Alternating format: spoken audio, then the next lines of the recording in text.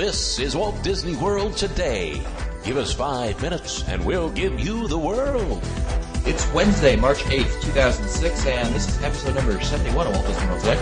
I'm Matt Hochberg from MGMstudios.org. On the panel today, we have Len Testo of TouringPlanes.com. Welcome, Len. Hey, Matt. How's it going? I'm doing well, thank you. Matt, I have a question. Yes. If you were Aaron Spelling, if this podcast was an Aaron Spelling podcast, which one of us would be Heather Locklear? Why, me, of course. All right, continue. Also, that was a weird question. Yeah, wow. I mean, for our listeners, we usually talk about some stuff before we begin the show. There was no mention of Aaron Spelling or Heather Lock. Nothing along those lines was mentioned, so I have no idea where that came from.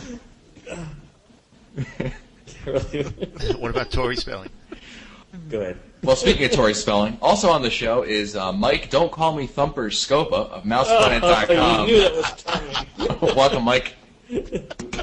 Man, what do I put up with? All right, let's see. How about this? Do not pull down on the safety bar, please. I will lower it for you. We're gonna have to post something in the on the show notes about this, because no one has any idea what we're laughing about. And pass it by me first. Mike. A safety bar? No, Goldhaber's fault, you know.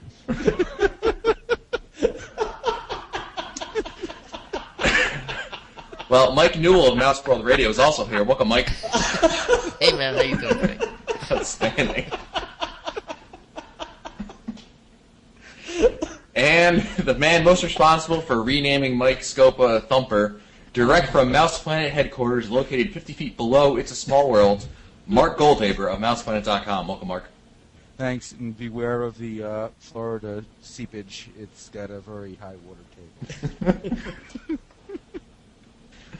Well, it's Wednesday, which means we're answering listener questions. So if you have a listener question, meaning that you're a listener and you have a question for us, you can email us at questions@wdwtoday.com. We'll be sure to answer the question for you. And don't forget, we're still looking for entries for the month of March's Listener of the Month contest. So if you'd like to be our Listener of the Month, head over to wdwtoday.com/listener, fill out the little form, and we'll consider you for being on.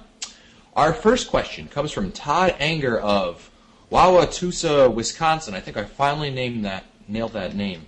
And Todd's question is, hi guys, really enjoyed the podcast. Last time I stayed at Scopa Towers, a.k.a. Pop Century, was in September 2004.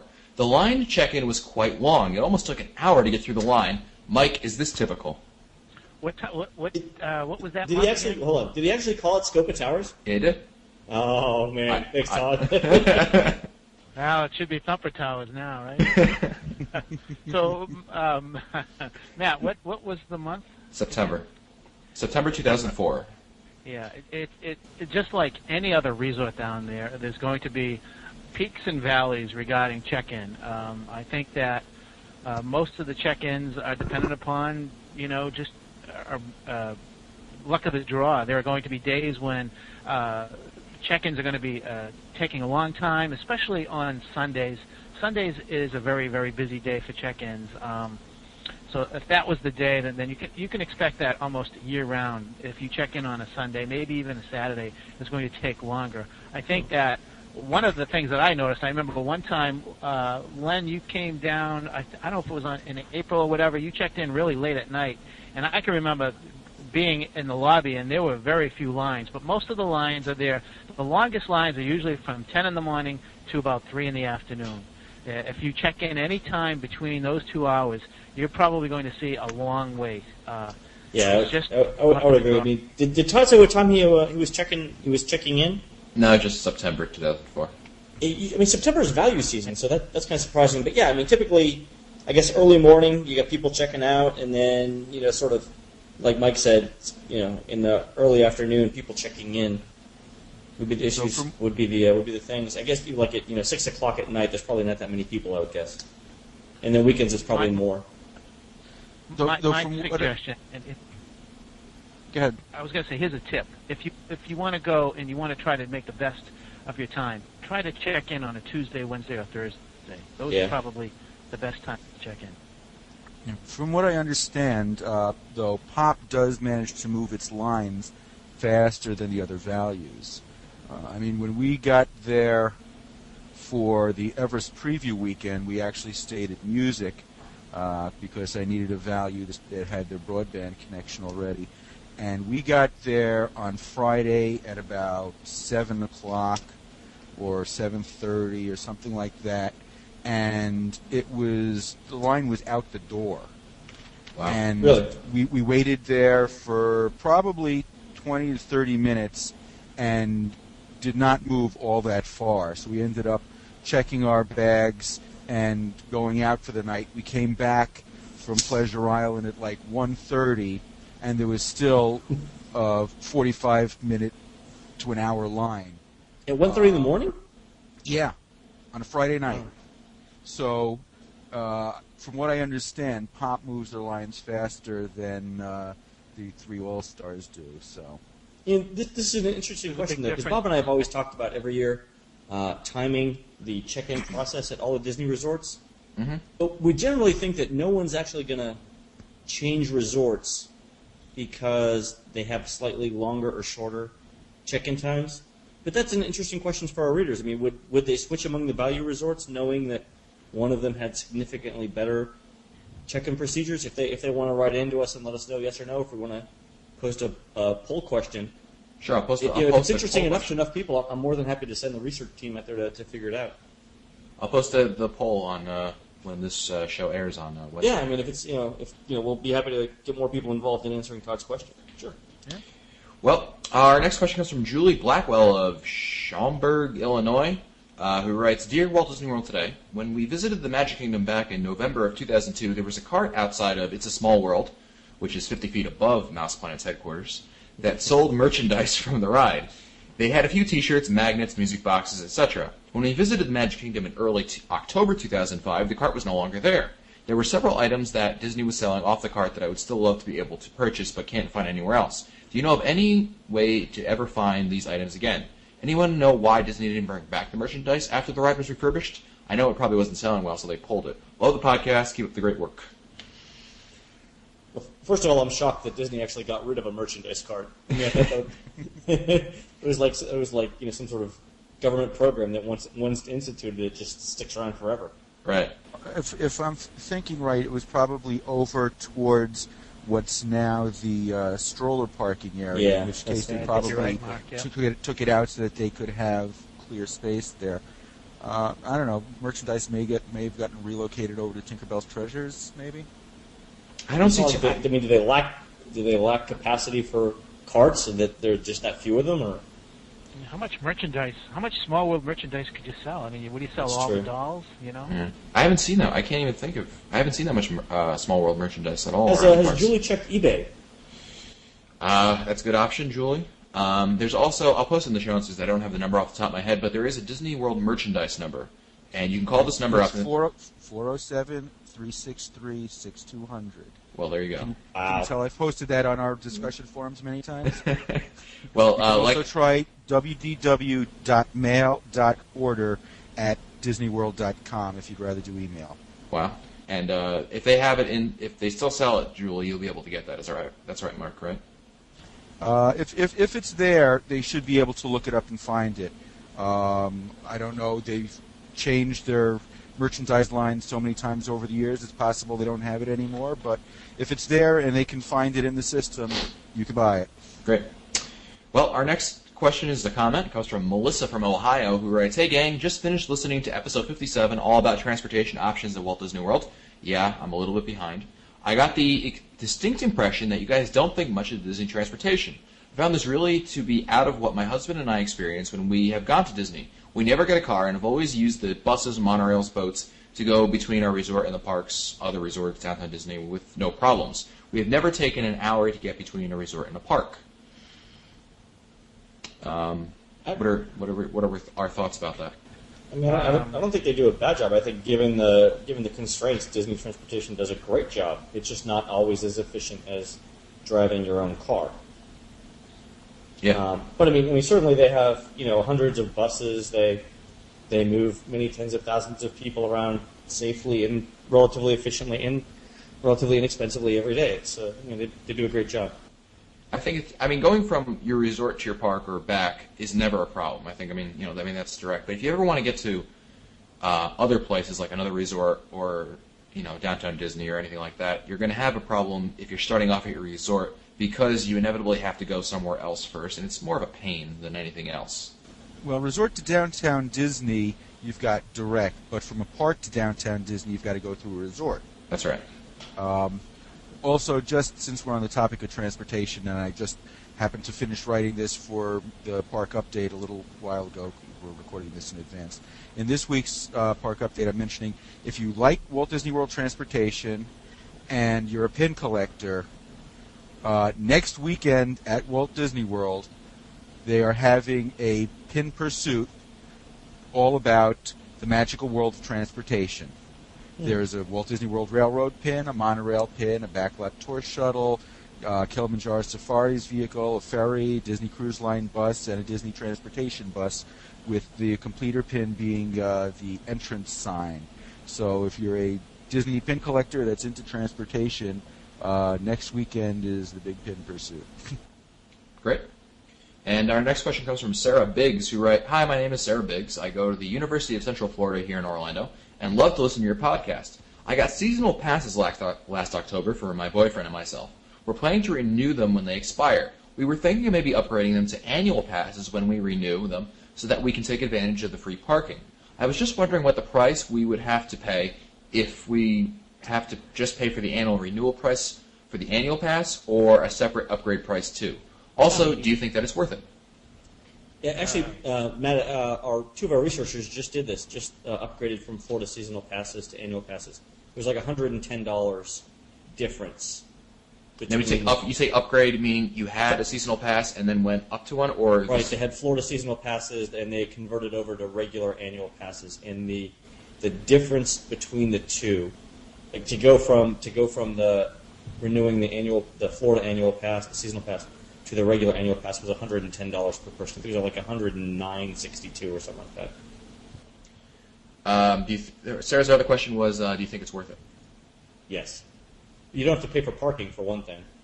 Sure. And so if you're going, a few times there, it's definitely worthwhile. And then if you get the discounts, the discounts, and then the blackout dates are during the summer are pretty lengthy, and I imagine that Sarah's out of school during the summer, so she would be able to go when she's not in school. There are no blackout dates for annual pass holders. Annual pass holders, right. Just for the Florida ones, yeah. Right, and I think for Florida it's like mid-June through mid-August, maybe a little bit longer than that. At least at that time, and I think there are other times during the year too. Well, our next question comes from Chris Eliopoulos of DesperateTimes.com, who writes, "Hi guys, really enjoy the show, and it really helped on our last visit. My wife and I have," he wrote TIN, I don't think that means, I don't know what that, well, he's got 6-year-old boys, 10 6-year-old boys, can that be right? Twin 6-year-old boys. Twin, oh. Could be 10, you never know. We adopt, but we're very specific about what we adopt. Okay. So we picked up a Cub Scout pack. Exactly. There was a van full of them sitting on the side of the road. We decided what the heck.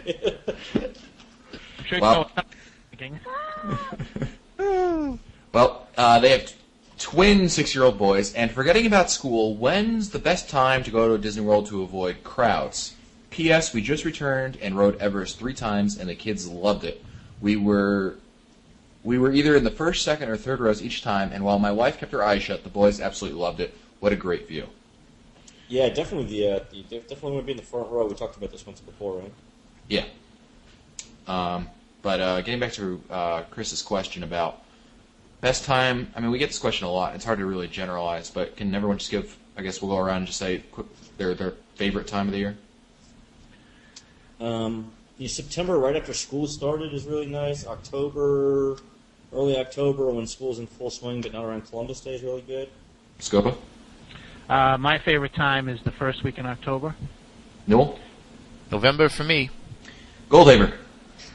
I like October, I like March, and I've newly added the time right around Mouse Fest, the very beginning of December. Well, my favorite time is the first weekend in February. March. Our next question, I love this question.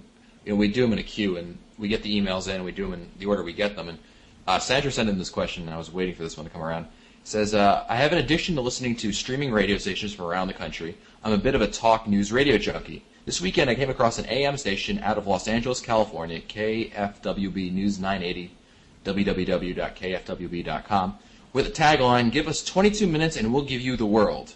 Your line makes more sense, well, except for the 5-minute part, snort, because of WDW World reference. Just thought it was funny and had to drop you an email. Well, I can tell you that they're definitely ripping us off. No doubt about it. Yeah, clearly we came up with this a long time ago. As opposed to WINS for those folks in New York City. You're right. Okay, they're ripping us off, too. Everyone's ripping us off. Yeah, they've been ripping you off for 40 years now. Tell him, Fred. Hoo. Will Saxon of Houston, Texas writes, Hi, guys. Great podcast. I have more of a comment than a question. I'm still catching up on a few episodes, so I apologize if you've already addressed this. On episode 57, you discussed the pros and cons of renting a car versus Disney transportation. Something we were trying out on our next trip this May is renting our car from the Car Care Center on Disney property. Yes! Okay, someone likes this plan. We are staying on property and taking Magical Express from the airport. I've reserved a car from Alamo that I will pick up at the Car Care Center. They will even send a shuttle to my hotel to pick me up and take me to get the car. At the end of the stay, I can drop off the car back at the Car Care Center and take Magical Express back to the airport. The advantages of doing this are, 1, we can use Magical Express and not have to worry about transporting our luggage, and 2, we also avoid paying the additional taxes from renting a site at the airport. I believe that in addition to Alamo, the Nationals also has a rental car site at the Car Care Center. Len, I think you're in favor of this plan. In fact, that's exactly right. It's a feature we're working on for the next version of the unofficial guide. We've got a couple of the teaming minions working on this now, and they're actually going out and looking at every rental company that has sites both on and off site at the airport and then off site, and comparing with and without discount codes how much you can expect to save renting a car both for on Walt Disney World property and then on iDrive. It's about 2 weeks worth of data. It takes about 2 weeks to collect all the data, but to Will's point, it is exactly because you're not paying those airport fees, which are in some cases it's like 10 or 15% of your total rental. So if you're renting a minivan or an SUV or an upscale car, it's a pretty good chunk of change. So in a couple of weeks, we've preliminary results. I'm more than happy to share them or post them on the website when we're done. So Len, my first question is how would a guest go from their resort to the Car Care Central to pick up their car? That's a good question. One of the things we're looking at is a couple of options we're having the minions look at. Well, one is Sandra said that they were sending a shuttle to come pick them up. Right, shuttle is one way to do it, and then also some hotels have free shuttle services. Like I know the Rosen hotels in Orlando have been offering something similar to Magical Express for years, where they'll send a shuttle to pick you up at the airport. And if you can get there, in the iDrive range, you can usually get to a car rental place. But we're exploring all those options as well. That's kind of interesting because when I was down for Mouse Fest, we actually started that trip at my father's for Thanksgiving, and then we drove with them, and then we rented a car for us from the Alamo location at the Dolphin. So we got there, we checked in, and then we all went over to the studios. I took a walk over to the Dolphin, picked up the rental car, and then met everybody back at the park. And so that way you can go to your park of the day, if it's the studios or Epcot, and then when you're done there, or before they close for the day at the rental location, because I think they close at 5 or something like that, just take a walk over there and pick your car up from there. Yeah, I mean, I think there are many cases when this might be a viable option for a lot of people. So in a couple of weeks, we should have the results.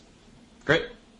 Well, that's it for us today. This has been episode number 71 of Walt Disney World Today. If you want to find older episodes, read our show notes, or send us your comments, visit the Walt Disney World Today website at www.wdwtoday.com.